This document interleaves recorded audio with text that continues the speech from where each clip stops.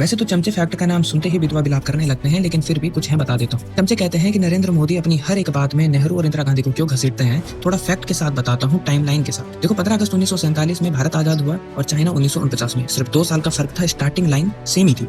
लेकिन 1950 से 1990 में दुनिया मैन्युफैक्चरिंग की ओर भाग रही थी, एक्सपोर्ट की तरफ भाग रही थी और भारत में चल रहा था लाइसेंस राज। फैक्ट्री खोलनी हो, फैक्ट्री की कैपेसिटी बढ़ानी हो, हर चीज के लिए गवर्नमेंट से परमिशन चाहिए थी। रिजल्ट, इनोवेशन खत्म हो चुकी थी, कंपटीशन मर चुका था, करप्शन सिस्टम का हिस्सा बन गया था।